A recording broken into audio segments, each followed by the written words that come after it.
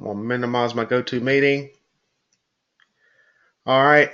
Thanks everyone for joining the kickoff call. I'm Justin Ghost. I'm going to be your professor for this course. I did speak to a number of you on Friday, and thank you for that. And I have been communicating via the discussion board. So the purpose of this session is to kind of level set the expectations for the course, as well as go through the course guide and describe at a high level, I should say, the assignments for the course. My goal in this course is to infect my passion of operations management as a whole, as well as the intricacies of operations management, such as Lean Six Sigma, supply chain management, and design thinking. As you have seen, I have sent out announcements within the last couple of weeks. I'm not the type of professor to just send out meaningless announcements. So once you see those announcements come through, I just ask that you just review them, as there in most cases there are going to be articles or links to videos for additional reading to assist you throughout the course and for that particular week. Within this course, in speaking with a number of you on Friday, some of you are in healthcare, IT, and retail, but regardless of your profession, operations management is everywhere. I always say, once you walk through the door of your organization, there are processes that can be improved upon. There are approaches that are wasteful. Well, we can reduce that waste through the tools of operations management, such as Lean Six Sigma and things of that nature. So in going through the deliverables for this course, we have the course project, which are going to be 4 parts. The part A of the course project will be due on week 3. Part B will be due on week 5. Part B is going to be due on week 5, C on week 7, and then the final deliverable will be due on week 9. We're going to go through this deliverable in more detail because I do have some examples that I'm going to show you so you can see what to expect for those assignments. In terms of the knowledge checks, so you'll have multiple knowledge checks throughout the course where you have particular dates or particular weeks where you'll see those knowledge checks, but all the knowledge checks will be due on week 10. Okay. I suggest that you take those knowledge checks in those assigned weeks. That way that content is fresh in your mind. In past projects, I've had students that procrastinated, and given the part D assignment, it was due on week 10, they find themselves scrambling to get all of knowledge checks in, and you kind of have to make a decision on what assignment to turn in. I mean, I completely understand that work comes first, but again, you have up to week 10 in order for that knowledge, in order for to complete all those knowledge checks. One thing that a past student suggested is for the weeks that knowledge checks are due, you can print out the knowledge check, because the knowledge checks, you are able to have multiple attempts, unlimited attempts for the knowledge checks. So what one student did was she opened the knowledge check, printed out the knowledge check, and as she was going through the course content, she was reviewing the knowledge check to ensure that she was addressing all of the questions on the knowledge check. So that way you are applying the course content to the knowledge check, and you're not leaving points on the table. Okay. For the discussion questions, as with previous courses, the initial post will be due on Wednesday by midnight in your time zone, and the two responses to your peers will be due on Sunday. If you reviewed the week 1 video, I will grant an extension on the first week, given that it's the first week of the course, and the initial post and the 2 posts will be due on Sunday of this week. But please get in your initial post. If possible, get your initial post in as soon as possible. That way you receive value from this post and communicating with your peers. In order to receive an honors grade each week on the discussion post, you have to apply critical thinking in these discussion posts and demonstrate thought leadership.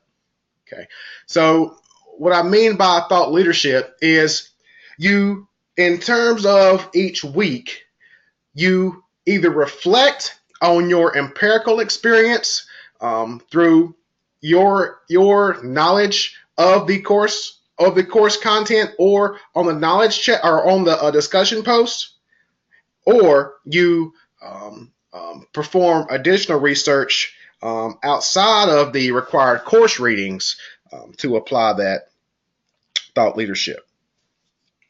And finally, I do not count toward those 2 peer responses.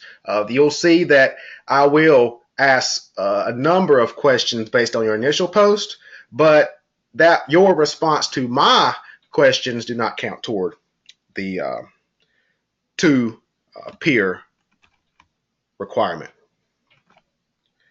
I'm going to stop there and ask if there's any questions.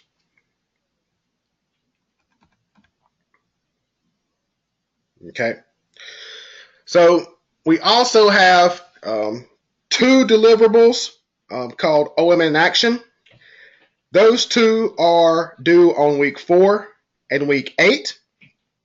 And what this OM in Action assignment is you're going to take what you've learned up to week 4, and you're going to find a recent news article, either in a industry journal that pertains to your current position or current role, or in Wall Street Journal, and you're going to provide a summary of that article as it pertains to operations management, and also describe how it applies to your organization. And then finally, we'll go through the course project. So let me jump down here. And then in the course guide, you can go through each week here, beginning on page 4.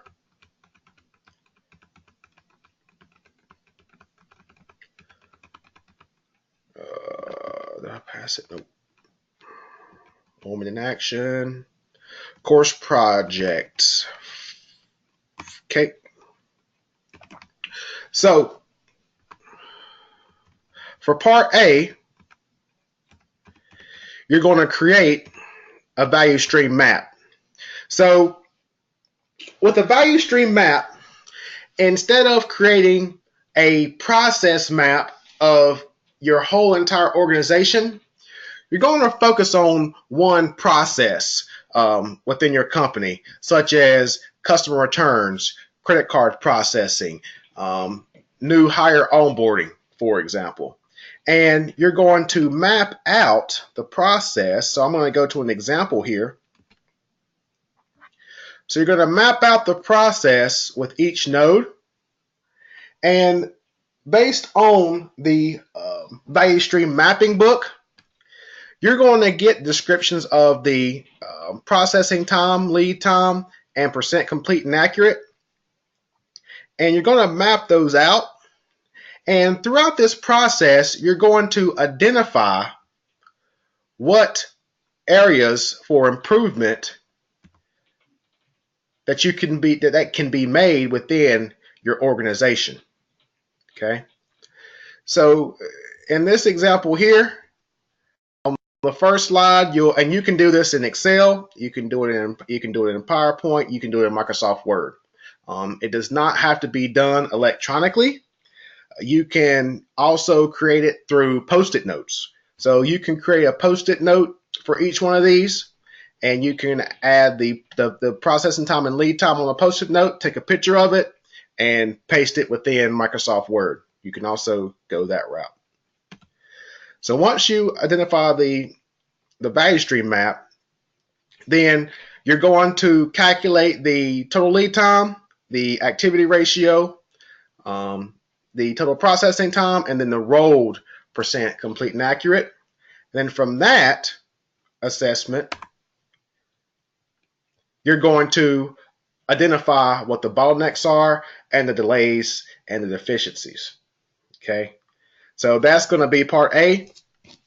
And then once you move from part A to part B, so I forgot to mention that this value stream map will be the foundation for all 4 parts of this course project. So it's very important to choose a process that you can utilize throughout the entire course. Also, think about a process within your organization that can be value added.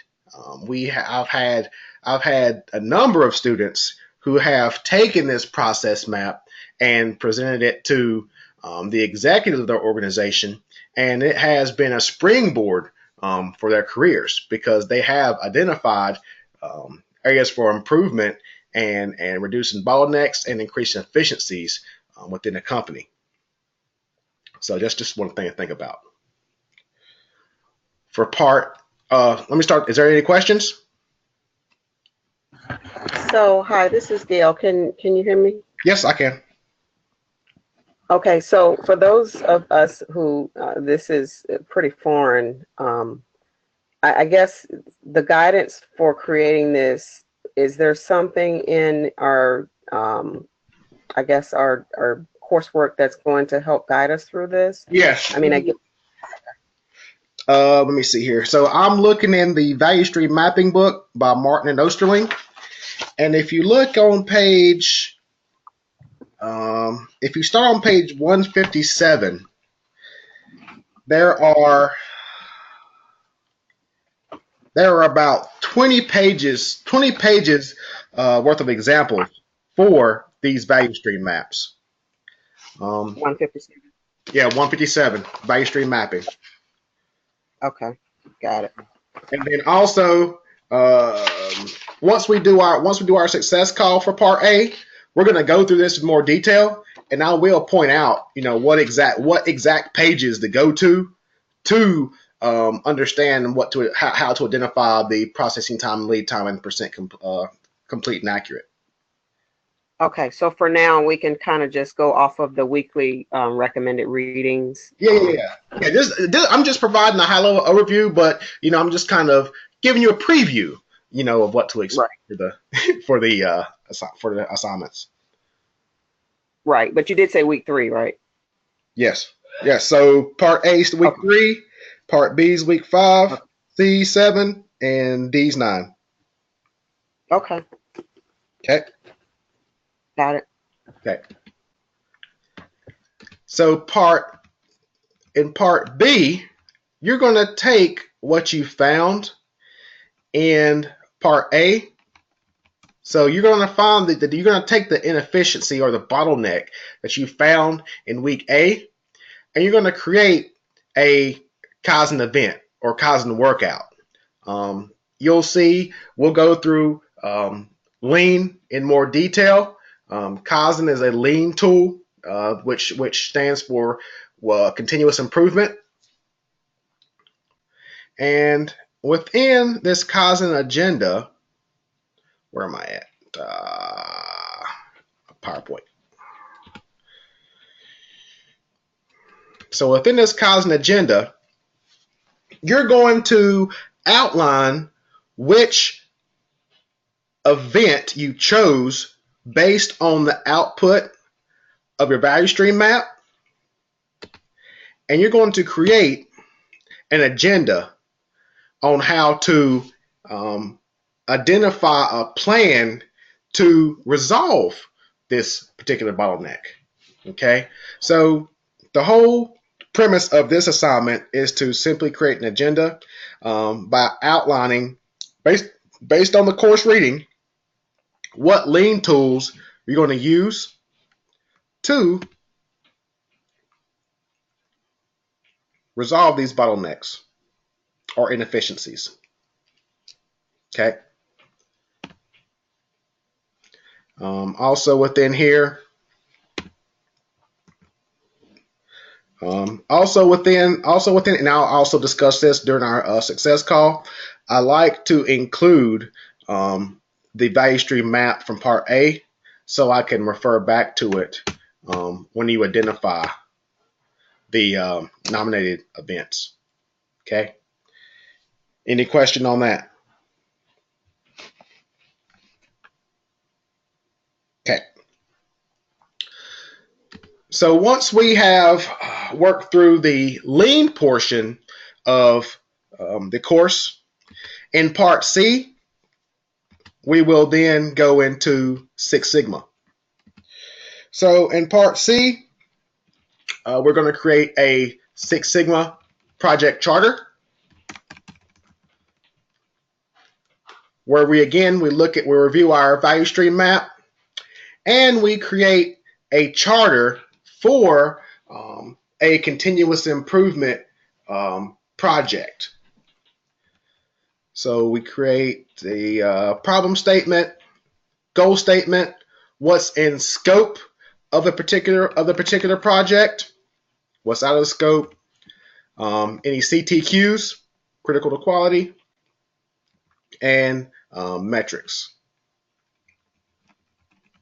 And then we'll also go through DMAIC as well throughout the course. And one thing I do want to mention is I sent out the email in regards to the Lynda links, and that Lynda site will be very, very, very beneficial throughout the course if you review it early on to gain a better understanding of Lean Six Sigma, so you understand all the tools and the power of the tools as it pertains to operations management. So once we have completed part C, in part D, we bring everything together with the by creating the PIM scorecard. You have reviewed the Hamler article this week, and we will also refer back to it in week 9 for this particular assignment. So within this assignment, you're going to discuss how you're going to increase the process enablers and enterprise capabilities within your organization. We will be creating a PIM scorecard, and the output of that scorecard will be discussed within this particular deliverable. Okay, so some of this may be familiar to some of you who have reviewed that article, and again, you will refer back to it for this assignment. So that's all 4 parts of the course project. Are there any questions for part D or for the course project as a whole?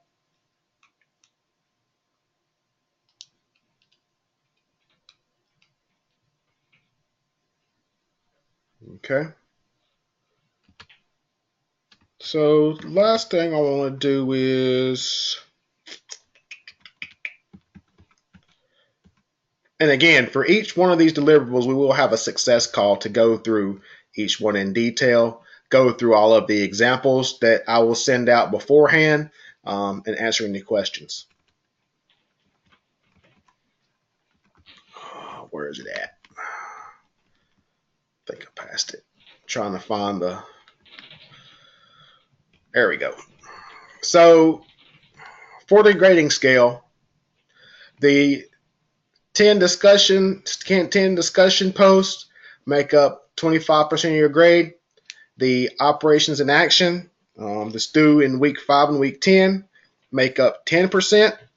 The knowledge checks, and I forgot to mention, so they're due on 1, 2, 4, 6, and 8. Unlimited attempts, the overall due date is week 10, but I would suggest that you take them on the identified weeks so that the content is fresh in your mind.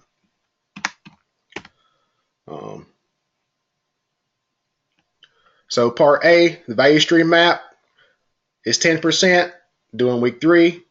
B, due in week 5. C, due in week 7. D, due in week 9, for a total of 100%.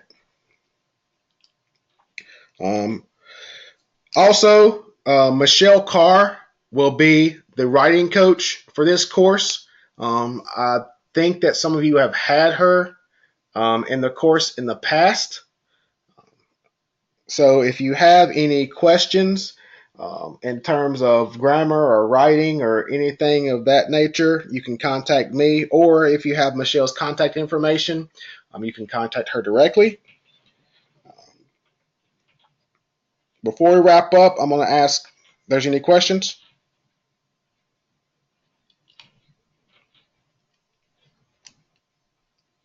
All right. So before we wrap up, just a few parting thoughts. Where we're in an executive MBA program, and in terms of the assignments, the OM in action, and the discussion post, I want you to think critically. I do not want direct quotes throughout your entire post, throughout your entire assignments. I want you to think like a leader. I want you to think critically. I want you to think how the course content can apply to your position and how you can put it into practice the next day. Okay. Finally, you'll get out the course what you put into it. I do not see taking any course, not just this course, but taking any course just to get a grade. You take the course to build tools to add to your toolbox to create a positive impact to the community, to yourself, and to your organization.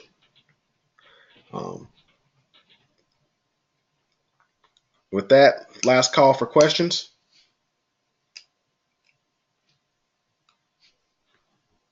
I'll check the chat box. If there's any questions in the chat box. Okay. All right. There's no more questions. I'll consider it a wrap. Have a good night, and I'll talk to you on a discussion post. Thank you. All right. Thank you. Thank you. Yep. Have a good night. Thank you.